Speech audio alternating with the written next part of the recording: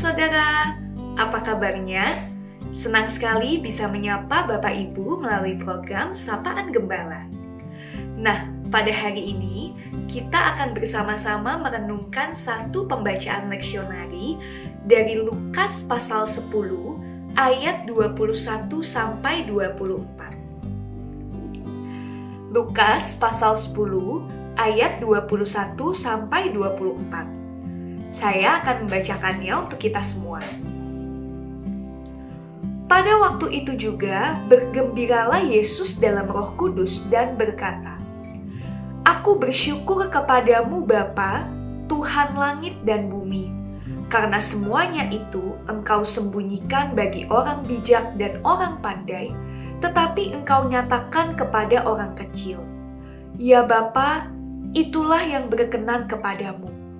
Semua telah diserahkan kepadaku oleh Bapakku, dan tidak ada seorang pun yang tahu siapakah anak selain Bapa, dan siapakah Bapa selain anak, dan orang yang kepadanya anak itu berkenan menyatakan hal itu."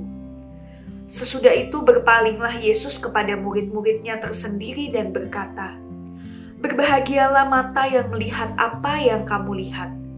Karena aku berkata kepada kamu, banyak nabi dan raja ingin melihat apa yang kamu lihat, tetapi tidak melihatnya. Dan ingin mendengar apa yang kamu dengar, tetapi tidak mendengarnya." Nah, Bapak Ibu Saudara, Alkitab cukup sering menggambarkan sosok Yesus itu sebagai pribadi yang menderita, sengsara, dan bersedih. Bahkan kalau misal kita membaca di dalam Injil Yesaya, khususnya Yesaya 53, di sana itu tertulis bahwa sosok Mesias adalah Ia yang penuh kesengsaraan dan biasa menderita kesakitan. Nah, tetapi Bapak Ibu menariknya, di dalam bacaan leksionari kita pada hari ini dituliskan bahwa Yesus bergembira. Nah, pertanyaannya, apa sih yang membuat Yesus bersukacita? Di sini kita perlu memahami konteksnya terlebih dulu. Jadi Bapak Ibu Saudara, kalau kita melihat di dalam perikop sebelumnya, yaitu di Lukas pasal 10 ayat 17 sampai 20, di sana tertulis bahwa 70 murid yang diutus Yesus untuk memberitakan Injil, untuk menyembuhkan orang sakit dan mengusir setan, mereka akhirnya kembali dari karya perutusan tersebut dengan bersukacita. Mereka bahkan mengatakan bahwa mereka mampu mengusir setan di dalam nama Yesus. Nah, inilah yang membuat Yesus bersukacita karena apa? Karena Yesus tahu betul bahwa tugas perutusan yang dijalani para murid itu tidak mudah. Tetapi kalau mereka bisa melakukannya, maka hal itu menandakan bahwa besarnya iman mereka dan besarnya kebergantungan mereka kepada Tuhan. Nah, itulah mengapa Yesus mengatakan di ayat 17 tadi, "Aku bersyukur kepadamu Bapa, Tuhan langit dan bumi, karena semuanya itu Engkau sembunyikan bagi orang bijak dan orang pandai, tetapi Engkau nyatakan kepada orang kecil." Nah, siapa yang dimaksud dengan orang kecil, Bapak Ibu Saudara? Menariknya, kalau kita melihat pada bahasa asli kitab Perjanjian Baru, yaitu bahasa Yunani, kata orang kecil ini secara harafiah itu artinya anak yang berusia 0 sampai 2 tahun. Nah, tentu maksud Yesus bukan berarti bahwa hanya anak di bawah 2 tahun saja yang bisa berjumpa dengan Allah dan memahami kehendak Allah. Tentu bukan begitu. Tetapi kita tahu bahwa anak usia 0 sampai 2 tahun, mereka itu kan masih belum mampu melakukan segala sesuatu secara mandiri. Mereka membutuhkan bantuan dari orang yang lebih tua daripada mereka. Bahkan bisa dikatakan seluruh hidup mereka sangat bergantung kepada orang yang mengasuh mereka.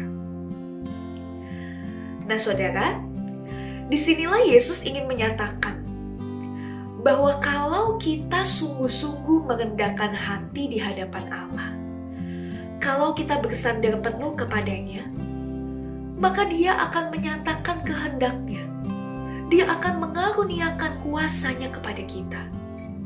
Tetapi sebaliknya, kalau kita merasa diri sudah tahu, sudah bisa, dan kita tidak mau rendah hati untuk diajar dan berserah, maka kuasa dan kehendak Allah tidak akan mungkin nyata di dalam kehidupan kita. Nah, dengan demikian Bapak Ibu Saudara, hari ini kita diingatkan untuk menjadi orang yang kecil. Menjadi orang kecil tentu bukan berarti usianya balik lagi jadi kecil atau badannya jadi kecil, bukan.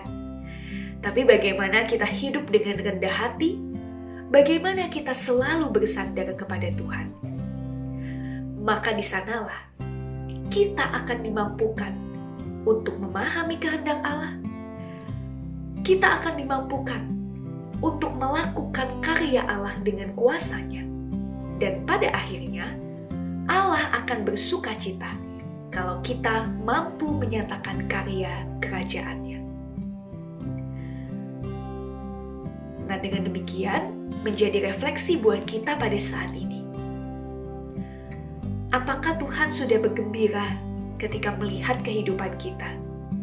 Atau justru sebaliknya, Dia sedih karena kita menjadi pribadi yang begitu congkak? Saudara, kiranya menyenangkan hati Tuhan adalah kerinduan terbesar dari setiap kita. Oleh karena itu, baiklah kita setia dan bersungguh-sungguh di dalam setiap tugas dan tanggung jawab kita. Andalkanlah Tuhan dan biarkan Dia berkarya melalui kehidupan kita. Kiranya Tuhan memberkati kita. Amin. Mari kita berdoa. Ya Tuhan, ajarlah kami untuk selalu menjadi orang-orang yang kecil, yaitu bagaimana kami mau hidup dengan rendah hati, bagaimana kami mau bersandar sepenuhnya kepada Tuhan karena kami tahu kami hanyalah manusia biasa yang penuh dengan keterbatasan. Kami mau untuk selalu mengandalkan Tuhan. Tuhan, kiranya Engkau senantiasa memberkati kami, melindungi kami, dan biarlah Engkau yang memakai kami untuk senantiasa kami bisa menyatakan karya kerajaan. Terima kasih Tuhan. Dalam Kristus Yesus kami berdoa dan mengucap syukur.